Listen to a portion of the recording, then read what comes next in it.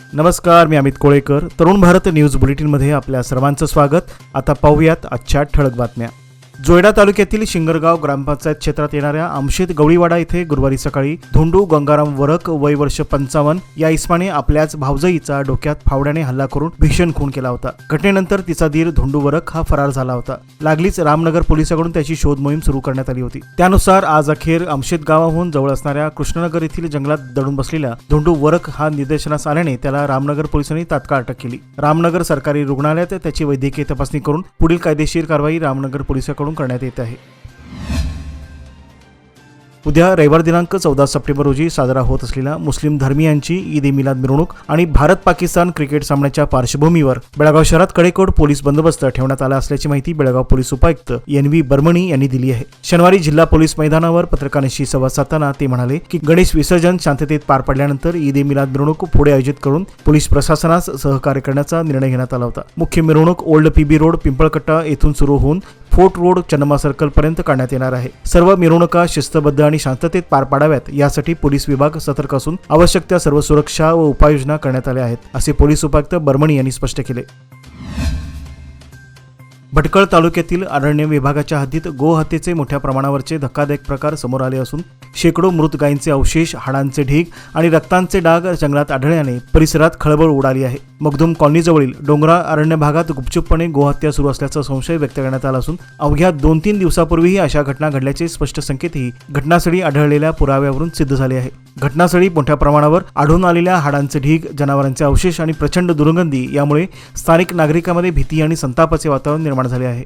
या गैरप्रकाराबाबत हिंदू संघटनांचे कार्यकर्ते मोठ्या संख्येने घटनास्थळी दाखल होऊन तीव्र निषेध नोंदवत प्रशासनाकडे तातडीने चौकशी आणि कारवाईची मागणी केली आहे. स्थानिक प्रशासनाने घटनास्थळी पंचनामा करून तपासाची प्रक्रिया सुरू केली असून या प्रकरणात कोणत्याही स्वरूपाचा गैरप्रकार झाल्यास दोषीवर कठोर कारवाई केली जाईल, असे आश्वासन देण्यात आले आहे.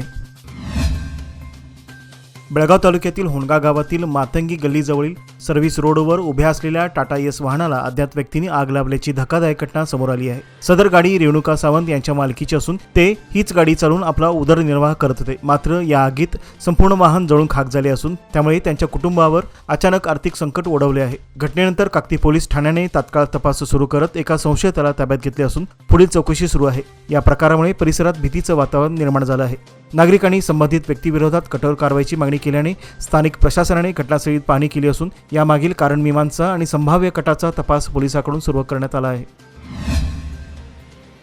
बेळगाव शहरातील मध्यवर्ती बसस्थानकामध्ये प्रवाशांचे दागिने लंपास करणाऱ्या महिलेला मार्केट पोलिसांनी अटक केली आहे. अटक करण्यात आलेल्या महिलेचं नाव मोनिशा मणिगंडन, वय 28, राहणार तिरुपट्टूर, जोलरपट्टी, वेल्लोर, तामिळनाडू असं आहे. 18 फेब्रुवारी 2024 रोजी निप्पाणी येथील ज्योती पाटील या महिला प्रवाशाच्या गळ्यातील सोन्याचा हार चोरीस गेला होता. त्या प्रकरणी दाखल करण्यात आलेल्या तक्रारीच्या तपासात पोलिसांनी मोनिशा हिला ताब्यात घेतले असून तिच्याकडून 51 ग्रॅम वजनाचा अंदाजे 5.5 लाख किमतीचा सोन्याचा हार जप्त करण्यात आला आहे. या तपासात मार्केट पोलीस निरीक्षक महांतेश धामणनवर यांच्या नेतृत्वाखालील पोलीस पथकाने मोलाची कामगिरी बजावली आहे. पोलीस आयुक्तांनी या यशाबद्दल मार्केट पोलिसांचं कौतुक करत अभिनंदन केलं आहे. अलमट्टी धरणाची उंची वाढवण्याच्या कर्नाटकाच्या प्रस्तावाला महाराष्ट्र रोखू शकत नाही. ते आमच्या हक्काचं पाणी आहे, त्याच्यावर आमचा हक्क आहे, ते तुम्ही अडवू शकत नाही, असा इशारा कर्नाटकाचे उपमुख्यमंत्री DK शिवकुमार यांनी महाराष्ट्राचे मुख्यमंत्री देवेंद्र फडणवीस यांना दिला आहे. कर्नाटकाने जर आलमट्टी धरणाची उंची वाढवण्याचा प्रयत्न केला तर महाराष्ट्र सरकार या विरोधात सर्वोच्च न्यायालयात जाईल, असा इशारा फडणवीस यांनी गुरुवारी दिला होता. त्यावर शिवकुमार यांनी पलटवार करताना हा इशारा दिला आहे. नॅशनल हायवे ऑथॉरिटी ऑफ इंडियाकडून खानापूर रामनगर अनमोड मार्गावरील 52 किलोमीटरचा रस्ता काही काळासाठी बंद करण्याचा निर्णय घेण्यात आला आहे. अनमोड जवळील हत्ती अंडरपासचे विस्तारीकरण करण्यासाठी हा महत्त्वपूर्ण टप्पा काही महिन्यासाठी वाहतुकीसाठी बंद राहणार आहे. सध्या 6 मीटर रुंदीचा अंडरपास 9 मीटरपर्यंत वाढवण्यात येणार आहे, जेणेकरून हत्ती आणि इतर वन्य प्राण्यांचा सुरक्षित वावर इथून सुनिश्चित करता येईल. मान्सून नंतर या कामाला सुरुवात होणार असून सुमारे 2 महिन्यापर्यंत वाहतूक पूर्णपणे थांबवावी लागणार आहे, कारण या रस्त्याच्या भागासाठी कोणतीही पर्यायी वाहतूक व्यवस्था उपलब्ध नाही. हे काम NH 748 प्रकल्पाचा एक भाग असून हा प्रकल्प मागील काही वर्षापासून विविध कारणामुळे विलंबाला सामोरे जात आहे. अंडरपासचे विस्तारीकरण पर्यावरण संवेदनशील क्षेत्रात येत असल्यामुळे वन्यजीव संरक्षणाच्या दृष्टीने ही बाब अत्यंत महत्त्वाची ठरणार आहे. National highway authority of India लवकरच या संदर्भातील अधिकृत अधिसूचना जाहीर करणार असून नागरिकांनी पर्यायी मार्ग किंवा योजना तयार होईपर्यंत नियोजनपूर्वक प्रवास करण्याचे आवाहन करण्यात आले आहे. कर्नाटक राज्यात 22 सप्टेंबरपासून सुरू होणाऱ्या जातीय जनगणनेदरम्यान मराठा कुणबी असा स्पष्ट उल्लेख करावा असे आवाहन भाजपा ग्रामीण मंडळाचे माजी अध्यक्ष धनंजय जाधव यांनी पत्रकार परिषदेत केले. नुकतीच बेंगळूरू येथे राज्यभरातील मराठा समाजाच्या प्रमुखांची बैठक पार पडली. या बैठकीत सर्वसंमतीने निर्णय घेण्यात आला की जनगणनेच्या फॉर्ममध्ये मराठा कुणबी असा उल्लेख करून समाजाची ओळख स्पष्टपणे नोंदवावी. या निर्णयाच्या पार्श्वभूमीवर जाधव यांनी मराठा समाजातील सर्व नागरिकांना जनगणनेत सक्रिय सहभाग घेण्याचे आवाहन केले. ते म्हणाले की जातीय जनगणना ही समाजाच्या हक्कासाठी आणि भविष्यातील योजनांसाठी अत्यंत महत्त्वाची आहे. त्यामुळे प्रत्येक मराठा बांधवाने अर्ज भरताना मराठा कुणबी असा उल्लेख करून एकसंध ओळख निर्माण करावी. त्यांनी शासनाकडून मराठा समाजाच्या सर्वांगीण विकासासाठी आवश्यक निर्णय घेण्यात यावेत अशीही मागणी त्यांनी यावेळी केली. बेळगाव शहरात ईद-ए-मिलाद सणानिमित्त उद्या रविवार दिनांक 14 रोजी मुस्लिम बांधवांच्या वतीने मिरवणुकीचे आयोजन करण्यात आले आहे. मिरवणूक ओल्ड पीबी रोड येथून पिंपळकटा येथून सुरू होऊन फोर्ट रोड, मुजावर खूट, मध्यवर्ती बस स्थानक, संगोळी रायण्णा सर्कल, जिल्हाधिकारी कार्यालय gate, college road, Dharmaveer Sambhaji chowk, fish market, camp येथील असद खान दर्गा येथे सांगता होणार आहे. मिरवणूक काळात वाहतूक समस्या निर्माण होऊ नये यासाठी रविवार दिनांक 14 रोजी सकाळी 8 ते मिरवणूक संपेपर्यंत मिरवणूक मार्गात बदल करण्यात आला आहे. त्यामुळे खानापूरकडे जाणाऱ्या वाहनांनी Ashok circle, Hindalco bridge, bauxite road, Hanumannagar double road, Hindalga Ganpati मंदिर, शौर्य चौक, मिलिटरी महादेव मंदिर क्रॉस मार्गे खानापूर रस्त्याकडे मार्गक्रमण करावे. तसेच गोगटे सर्कलकडून शहराबाहेर जाणाऱ्या वाहनांनी स्टेशन रोड मार्गे छत्रपती शिवाजी उद्यानाशेजारील Kapaleshwar colony, old PB road मार्गे आपली वाहने न्यावीत. रविवारी सकाळी 8 वाजल्यापासून मिरवणूक संपेपर्यंत शहरात अवजड वाहनांना प्रवेशबंदी असणार आहे. त्याचबरोबर मिरवणूक निघणाऱ्या मार्गावर सर्व प्रकारची वाहने पार्क करण्यास निर्बंध घालण्यात आले आहेत. याची नागरिकांनी नोंद घ्यावी असे वाहतूक विभागाकडून कळवण्यात आले आहे. मुत्संडी आणि मुत्यानटी परिसरातील महिलांनी मायक्रो फायनान्स कंपनीच्या कर्मचाऱ्याकडून होणाऱ्या मानसिक छळाविरोधात जिल्हाधिकारी कार्यालयावर मोर्चा काढून आपली व्यथा मांडली होती. यावेळी महिलांनी असे सांगितले होते की कर्ज वेळेवर फेडता न आल्यास कर्मचारी आपल्याशी अपमानास्पद वर्तन करतात व कुटुंबियावर दबाव टाकतात. या तक्रारींची गांभीर्याने दखल घेत जिल्हाधिकारी मोहम्मद रोशन यांनी आज तात्काळ संबंधित विभागीय अधिकाऱ्यांची बैठक घेतली. या बैठकीत त्रास देणाऱ्या मायक्रो फायनान्स कंपन्यांविरोधात कठोर कारवाईचे आदेश देण्यात आले आहेत. कर्ज वसुली करताना नागरिकांना त्रास दिल्यास कायदेशीर कारवाई करण्यात येईल असा इशाराही त्यांनी यावेळी दिला. लवकरच सर्व कंपन्यांना नियमांची आठवण करून देणारे पत्र जारी करण्यात येणार असून नियंत्रणासाठी स्वतंत्र यंत्रणा सक्रिय केली जाईल. या निर्णयामुळे ग्रामीण भागातील महिलांना दिलासा मिळाला असून नागरिकांच्या हक्कांचे रक्षण करण्यास प्रशासन कटिबद्ध असल्याचे स्पष्ट करण्यात आले आहेत.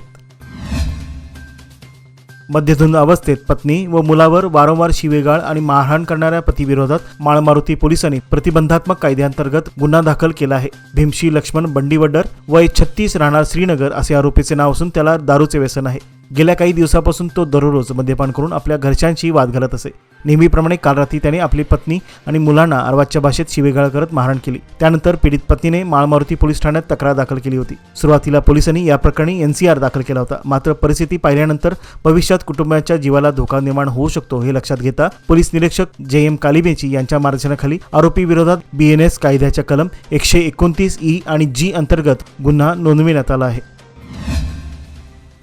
प्रधानमंत्री अमृत भारत स्टेशन योजना अंतर्गत विकसित होणाऱ्या घटप्रभा रेल्वे स्थानकाला आज भाजपचे खासदार जगदीश शेट्टर यांनी भेट देऊन कामांची पाहणी केली. या दौऱ्यात त्यांनी रेल्वे स्थानकाच्या विकास कामांची माहिती घेतली. तसेच स्थानिक अधिकाऱ्यांसोबत बैठक घेऊन कामाच्या प्रगतीचा आढावा घेतला. स्थानकाच्या सर्वांगीण विकास, प्रवाशांसाठी अद्ययावत सुविधा, स्वच्छता, पार्किंग, वेटिंग रूम, डिजिटल माहिती फलक आदी बाबीवर विशेष भर दिला जाणार असल्याचे त्यांनी यावेळी सांगितले. अमृत भारत योजना ही रेल्वे स्थानकाचा चेहरामोहरा बदलण्यासाठी केंद्र सरकारने सुरू केलेली महत्त्वाकांक्षी योजना आहे. घटप्रभा रेल्वे स्थानकाचा देखील लवकरच आधुनिक सुविधासह कायापालट होणार आहे. यावेळी रेल्वे विभागाचे अधिकारी, भाजप कार्यकर्ते आणि स्थानिक नागरिक उपस्थित होते. योजनेअंतर्गत लवकरच काम पूर्ण करून प्रवाशांना चांगल्या सुविधा देण्यासाठी प्रयत्न केले जातील असे आश्वासन खासदार जगदीश शेट्टर यांनी दिले. मोटरसायकल चोरीच्या घटनांवर नियंत्रण मिळवण्याच्या प्रयत्नात हारुगिरी पोलीस ठाण्याच्या पथकाने मोठी कामगिरी बजावली असून 2 चोरट्यांना अटक करण्यात आली आहे. त्यांच्या ताब्यातून 12 चोरीच्या मोटरसायकली जप्त करण्यात आल्या आहेत. गुप्त माहितीच्या आधारे पोलिसांनी या दोघांना ताब्यात घेतले असता त्यांनी वेगवेगळ्या ठिकाणाहून मोटरसायकल चोरी केल्याची कबुली दिली आहे. यामध्ये हारुगिरीसह इतर भागातील चोरीचे गुन्हे उघडकीस आले आहेत. पोलिसांनी जप्त केलेल्या 12 मोटरसायकलींची किंमत लाखो रुपयांच्या घरात असून त्यामुळे नागरिकांनी दिलासा व्यक्त केला आहे. पोलीस निरीक्षकांच्या मार्गदर्शनाखालील टीमने ही कारवाई केली असून आरोपी विरोधात पुढील तपास सुरू आहे. मोटरसायकल चोरी संदर्भातील इतर गुन्ह्यातही त्यांचा सहभाग असल्याची शक्यता पोलिसांनी वर्तवली आहे. द्राक्ष बागायतदारांच्या विविध मागण्यांसाठी कर्नाटक रयत संघ आणि हसिरू सेना यांच्या वतीने विजापूर जिल्हाधिकारी कार्यालयासमोर तीव्र आंदोलन करण्यात आले। द्राक्ष विमा रक्कम तात्काळ देण्यात यावी आणि कोल्ड स्टोरेजची उभारणी व्हावी अशी मागणी यावेळी आंदोलकांनी केली। जिल्हाधिकाऱ्यांच्या माध्यमातून सादर करण्यात आलेल्या निवेदनात राज्यात सर्वाधिक द्राक्ष उत्पादन करणाऱ्या विजापूर जिल्ह्यात आधुनिक कोल्ड स्टोरेज उभारण्याची मागणी करण्यात आली। तसेच 2024-25 सालातील द्राक्ष पीक विम्याचे पैसे अद्याप न मिळाल्याने बागायतदार संकटात सापडले आहेत असेही आंदोलकांनी यावेळी सांगितले। विमा भरला असतानाही सरकारकडून नुकसान भरपाई मिळाली नाही, त्यामुळे पिकांची झालेली हानी भरून येत नाही असा आरोप आंदोलकांनी यावेळी केला। बेळगाव शहरातील अहमदनगर परिसरात नागरिकांना त्रास देणाऱ्या आणि सार्वजनिक शांततेला धोका निर्माण करणाऱ्या व्यक्तीवर माळमारुती पोलिसांनी प्रतिबंधात्मक कारवाई केली आहे। विठ्ठल व्यंकप्पा लमाणी वय 38, मूळगाव रामपूर तांडा सौदत्ती तसेच सध्या राहणार अहमदनगर लास्ट क्रॉस असे अटक करण्यात आलेल्या व्यक्तीचे नाव आहे। पोलीस सूत्रांच्या माहितीनुसार मारुतीनगर भागातून ये जा करणाऱ्या नागरिकांशी विनाकारण वाद घालणे, शिवीगाळ करणे, धमक्या देणे आणि आरडाओरडा करून दहशत निर्माण करणे असे प्रकार तो सातत्याने करत होता। तक्रारीनंतर पोलीस निरीक्षक जे.एम. कालीमिर्ची यांच्या मार्गदर्शनाखाली त्याच्या विरोधात प्रतिबंधात्मक कारवाई करत गुन्हा दाखल करण्यात आला होता। जगद्गुरू श्री रेवण सिद्धेश्वर विद्यापीठ धारवाड आणि कन्नड व संस्कृती खाते कर्नाटक सरकार बेंगलोर यांच्या संयुक्त विद्यमाने धारवाड येथे नुकत्याच पार पडलेल्या विशेष कार्यक्रमात एम.वाय. गंगूर इंटरनॅशनल फाउंडेशन बेळगावचे अध्यक्ष डॉक्टर रमेश गंगूर यांना डॉक्टर बसवराज स्वामीजी व कन्नड आणि संस्कृती खात्याचे उपनिर्देशक श्रीकुमार बेक्किरी यांच्या हस्ते विशेष पुरस्काराने सन्मानित करण्यात आले। त्यांनी आरोग्य, शैक्षणिक व सामाजिक अशा विविध क्षेत्रात गेल्या 30 वर्षांहून अधिक काळ केलेल्या समाजकार्याची दखल घेऊन त्यांना हा विशेष पुरस्कार देण्यात आला आहे। ते M Y. Gangur international foundation multi sciences education and research centre मार्फत रेखी, वास्तुशास्त्र, हिप्नॉटिझम, ज्योतिषशास्त्र, योगा, निसर्गोपचार अशा विविध प्राचीन भारतीय शास्त्रांचे प्रशिक्षण देत आहेत। तसेच या विविध भारतीय शास्त्राद्वारे शारीरिक व मानसिक आजार असलेल्या हजारो रुग्णांवर त्यांनी यशस्वीरित्या उपचार केले आहेत। सदर विशेष कार्यक्रमात बेंगलोर, शिमोगा, हसन, मंगलोर, बागलकोट, विजापूर, बेळगाव व धारवाड येथील अनेक मान्यवर, लोकप्रतिनिधी व शेकडो नागरिकांनी उपस्थिती दर्शविली होती। याचबरोबर आजचे बातमीपत्र येथेच संपले। अधिक माहिती आणि ताज्या घडामोडीकरता पाहत रहा तरुण भारत न्यूज चॅनल। तसेच आमच्या चॅनलला लाईक, शेअर आणि सबस्क्राईब करायला विसरू नका। विश्वासार्ह बातम्यांसाठी दररोज वाचा दैनिक तरुण भारत। धन्यवाद।